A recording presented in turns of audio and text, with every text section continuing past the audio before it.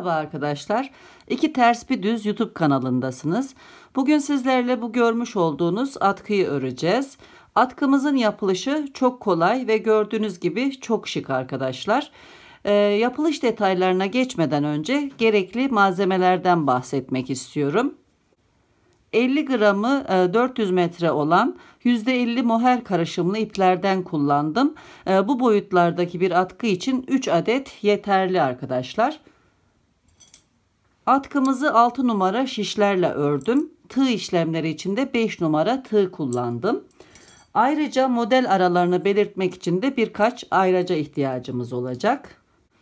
Atkımızın boyutları 50 santim eninde, 180 santimetre boyunda arkadaşlar. Modelimiz 18 ilmek ve katlarından oluşuyor. Artı 2 ilmek de kenar ilmek olarak ekliyoruz. Ve 8 sırada tamamlanıyor. Ben bu atkı için 5 adet model tekrarı yaptım. 5 çarpı 18 90 ilmek ediyor. 2 ilmek de kenar ilmekler için ekledim. 92 ilmekle başladım. Modelimizin ilk 3 sırasını çift kat iple çalışıyoruz. Daha sonraki 4 sırayı tek kat iple devam ediyoruz. Modelin 8. ve son sırasını yine 2 kat iple bitiriyoruz arkadaşlar. Bu şekilde aynı işlemleri tekrar ederek atkımızı örmeye devam ediyoruz.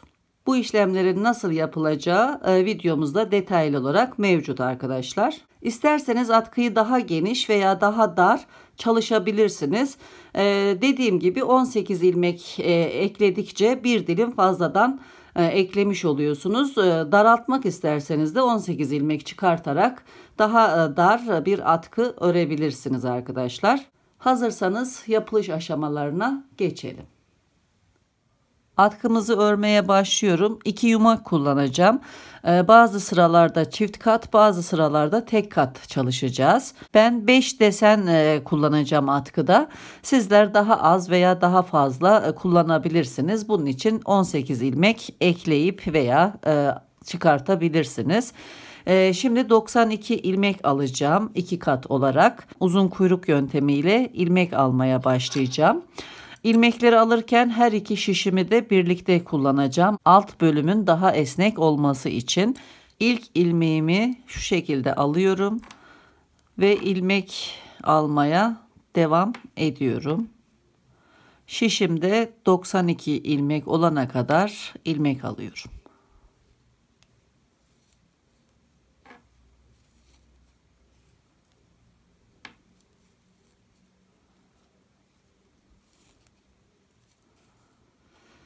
...92 ilmek aldım. Şişin birini çıkartıyorum.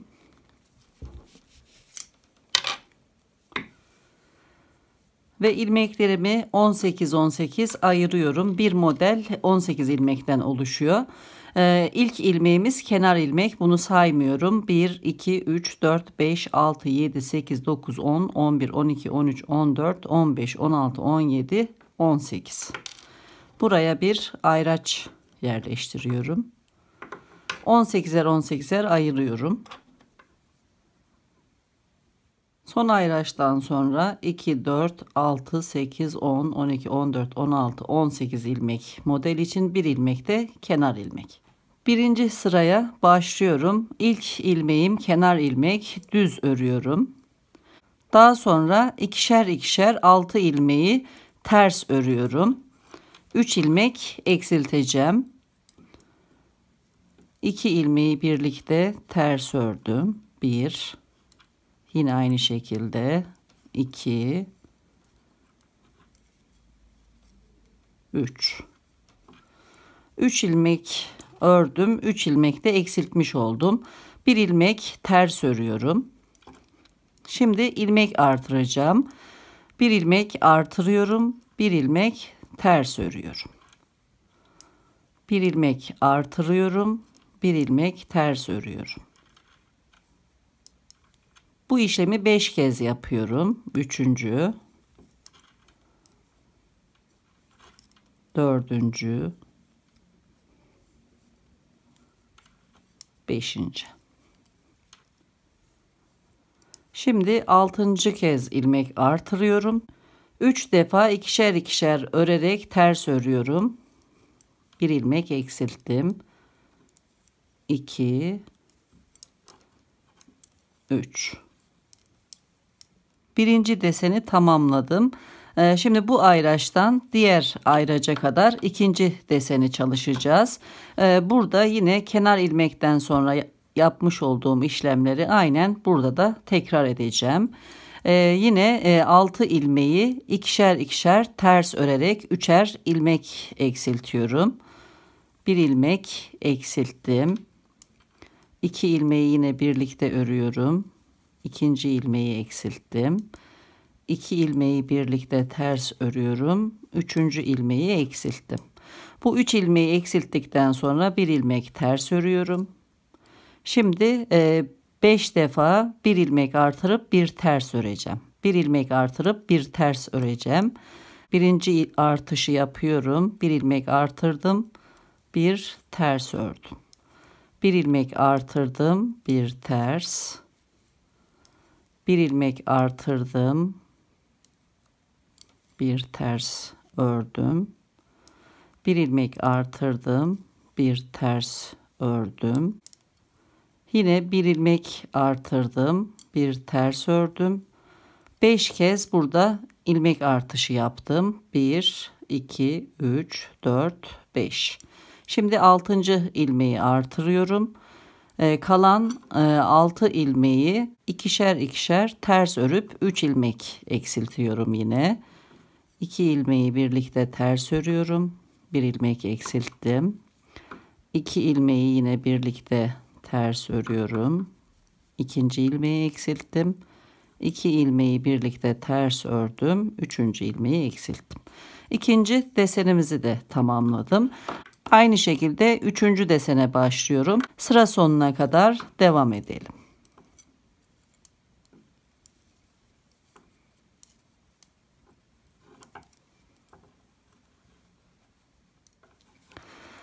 Sıra sonundaki 5. deseni çalışıyorum.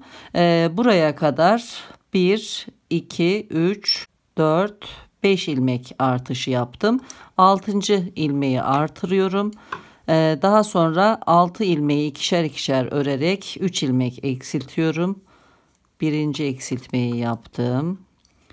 İkinci eksiltme ve üçüncü ilmek eksiltmeyi yaptım. Son kenar ilmeği de ters örerek birinci sırayı tamamlayıp dönüyorum. İkinci sıraya başlıyorum. İkinci sırada ters taraf olduğu için bütün ilmekleri ters örüyorum. Yine çift kat ip kullanıyorum. Kenar ilmeği düz örecekmiş gibi örmeden sağ şişime geçiriyorum ve ters örüyorum diğer ilmekleri.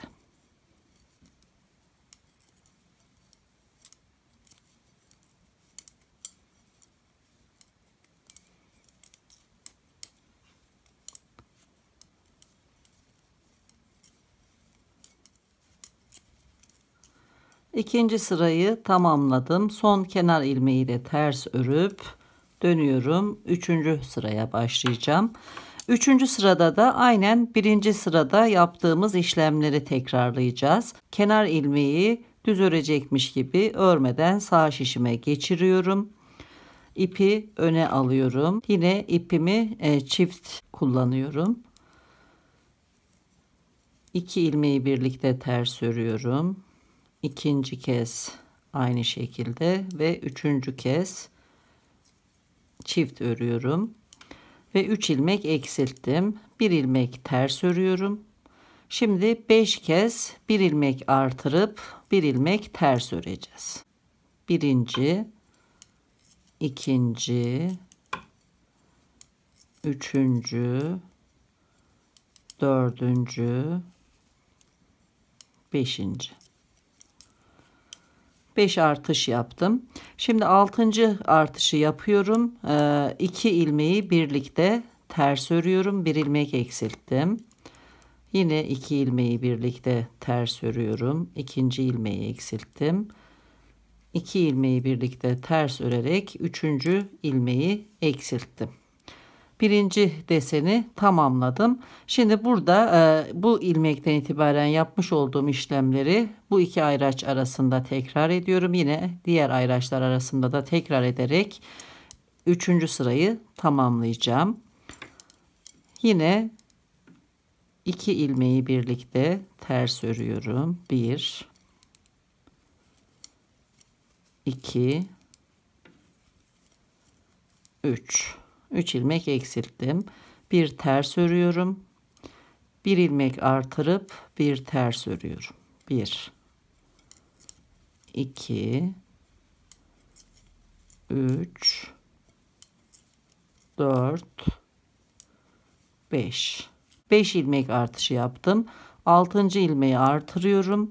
2 ilmeği birlikte ters örüyorum. Bir ilmek eksilttim. Yine 2 ilmeği birlikte ters ördüm. İkinci ilmeği eksilttim. 2 ilmeği birlikte ters örüp 3. ilmeği eksilttim. İkinci deseni tamamladım. Aynı işlemleri tekrar ederek sıra sonuna kadar devam ediyorum.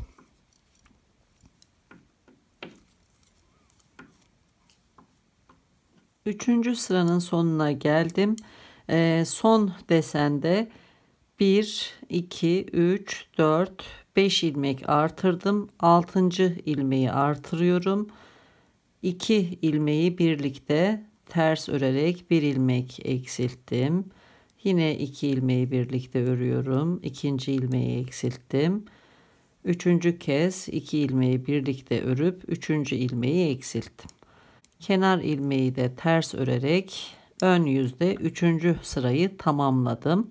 4. sıraya başlayacağım. Arka taraftayız. 4. sırada ilmekleri ters öreceğim. Bu ipimle devam ediyorum. Diğer ipi beklemeye bırakıyorum. Bu şekilde 4 sıra tek kat çalışacağız. 4. sıraya başlıyorum. Tek kat ördüğüm için ilk ilmeği, kenar ilmeği örüyorum. Daha sonra ipimi öne alıp bu sırayı ters örüyorum.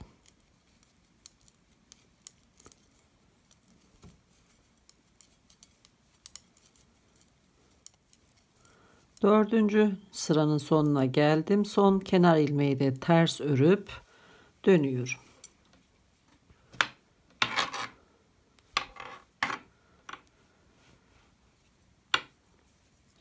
Yine tek kat devam ediyorum. Ön yüzdeyiz. Bu sırayı sıra sonuna kadar düz örüyorum.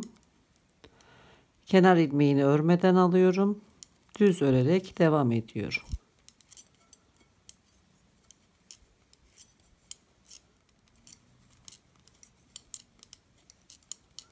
Beşinci sırayı tamamladım. Son kenar ilmeği ters örüp dönüyorum. Arka taraftayım. Şimdi yine tek kat iple devam edeceğim. Bir sıra ters öreceğim ama burada bu ipi bırakıyorum. Diğer ipimle tek kat devam edeceğim. Burada ip mesafesi fazla uzamaması için. Şimdi bu ipe geçiyorum. Diğer ipi bırakıyorum.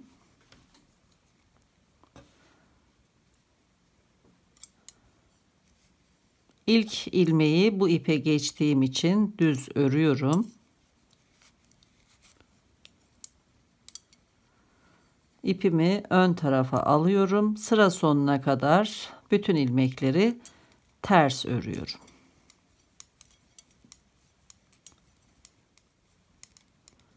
Altıncı sıranın sonuna geldim. Kenar ilmeği ters örerek dönüyorum. Yine bu ipimle 7. sırayı da ön yüzden düz olarak örüyorum sıra sonuna kadar.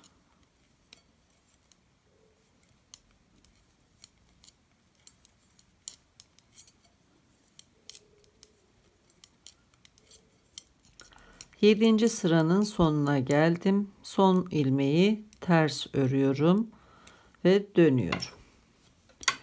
Arka taraftayım. Modelimizin 8. ve son sırasına çalışacağım. Burada her iki ipi birleştirip çift ip devam edeceğim arkadaşlar. 2 ipi de alıyorum. İlk ilmeği düz örüyorum. İpimi öne alıyorum. Bütün ilmekleri sıra sonuna kadar ters örüyorum çift iple.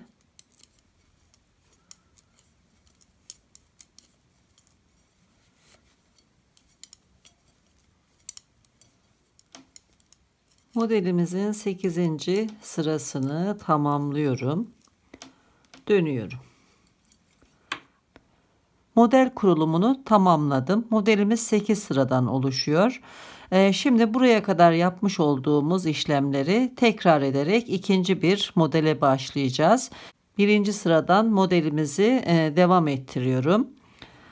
Yine 2 kat devam ediyorum. Modelin birinci sırasında kenar ilmekten sonra 3 defa 2 ilmeği birlikte ters örüyorum. 1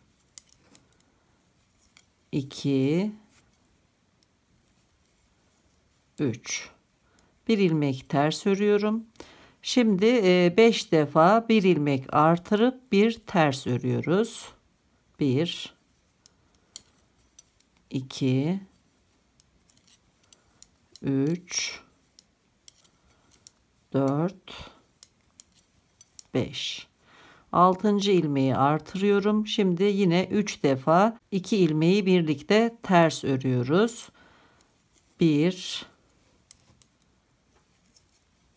2 3 ilmek eksiltmiş oldum. Modeli tamamladım. Bundan sonra ayraçlar arasında aynen burada yapmış olduğum işlemleri tekrarlıyorum sıra sonuna kadar.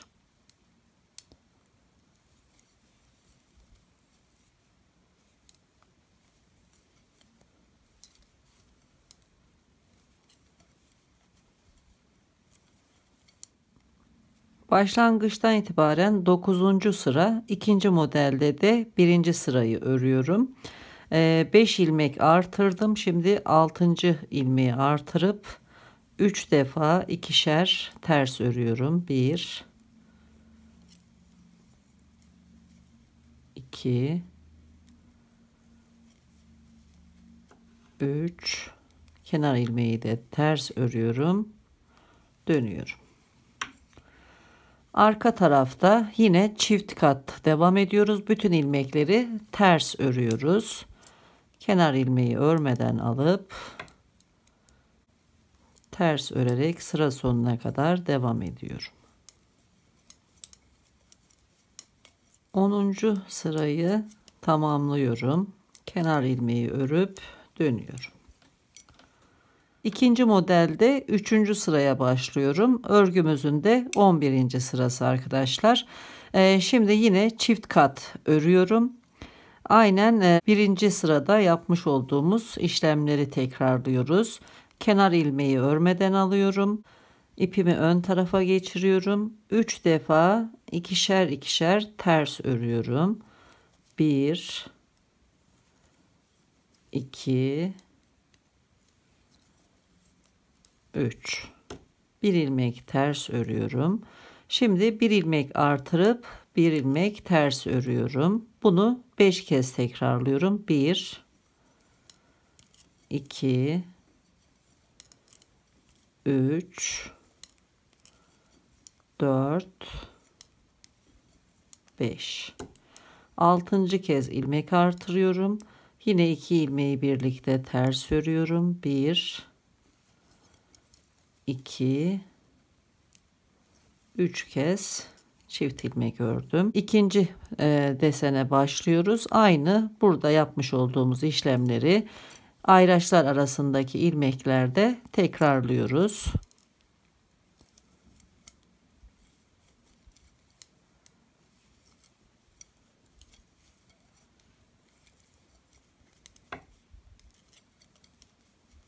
Başlangıçtan itibaren 11. sırayı tamamladım. Birinci modeli tamamlamıştım. İkinci modelden de ilk 3 sırasını ördüm. Biraz daha ortaya çıksın diye. Bu ilk 8 sırayı sürekli tekrar ederek modelimizi devam ettireceğiz. İkinci modelde 4. sıraya başlıyoruz. Ters tarafta buradan yumaklardan birini bırakıp biriyle devam edeceğiz. Arka tarafta bir sıra ters, ön tarafta bir sıra düz öreceğiz bu ip ile. Daha sonra yine diğer ipe geçeceğiz. Arka taraftan bir sıra ters, ön taraftan bir sıra düz öreceğiz. Yine çift kat olarak arka tarafta bir sıra ters ördükten sonra ikinci modeli de tamamlamış olup tekrar birinci sıradan başlayacağız arkadaşlar. Bu şekilde örgümüzü istediğimiz uzunluğa gelene kadar devam ettirelim.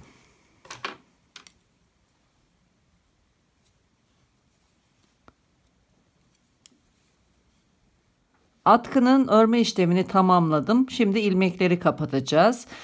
Desen olarak 40 desen tamamladım. 41. desenden de ilk 3 sırasını ördüm. Şimdi arka taraftan ilmekleri kapatacağım. Bir desen 8 sıradan oluşuyor. 40 desen 320 sıra. 3 sıra daha örmüştüm. Toplam 323 sıra ördüm. Şimdi arka taraftan ilmekleri kapatmaya başlıyorum. Şu şekilde 2 ilmeğin içinden batıyorum. İkisini birlikte düz örerek bir ilmek eksilttim. Tekrar bu ilmeği şişe takıyorum. Yine 2 ilmeğin içinden batarak düz örüyorum. Bir ilmek daha eksilttim. Sıra sonuna kadar bu şekilde ilmekleri kapatıyorum. Gergin olmamasına dikkat ediyorum.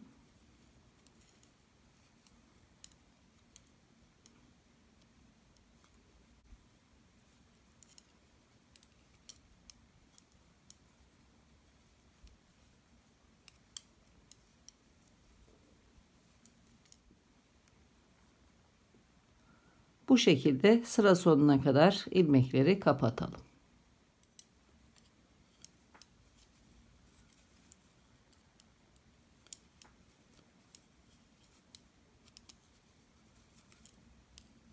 Son ilmeği de kapattım.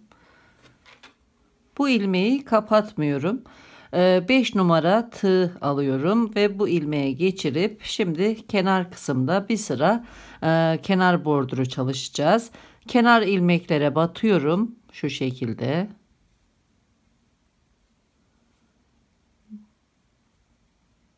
Kenar tığlaması yapıyorum.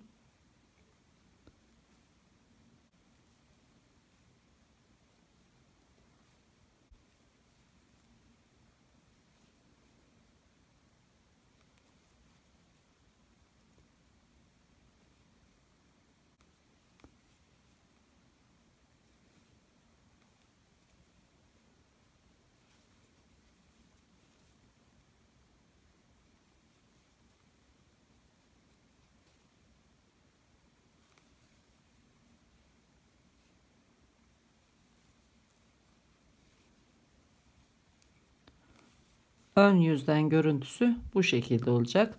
Sıra sonuna kadar devam edelim. Köşe kısmına kadar geldim. Burada köşeden dönüş yapacağız. Köşeye batıyorum. Aynı yere batarak 3 defa tığlıyorum burayı. İkinci,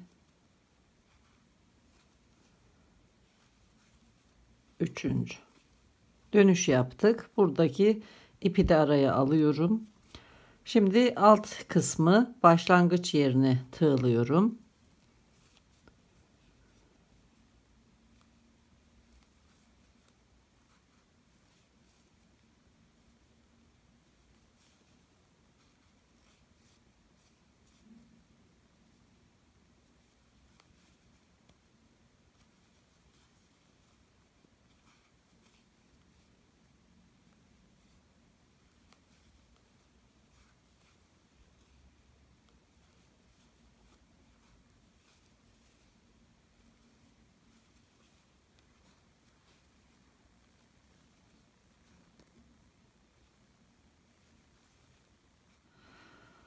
Köşeyi döndük. Bu şekilde devam edeceğiz. Alt kısmı sonuna kadar tığlayacağız. Burada yine köşede burada yapmış olduğumuz işlemi yapacağız. 3 kez batacağız. Daha sonra devam edip üst tarafa geleceğiz. Kapatmış olduğumuz yere tığlama yapmıyoruz arkadaşlar. Ön yüzden görüntüsü bu şekilde. Biz zaten burayı tığladığımızda da alt kısmın görüntüsü de aynen burası gibi olduğu için kapatmış olduğumuz yere tığlama yapmıyoruz. Yani iki yan tarafa ve alt kısma tığlama yapıyoruz gösterdiğim gibi. Bu şekilde devam edelim ve işlemleri tamamlayalım.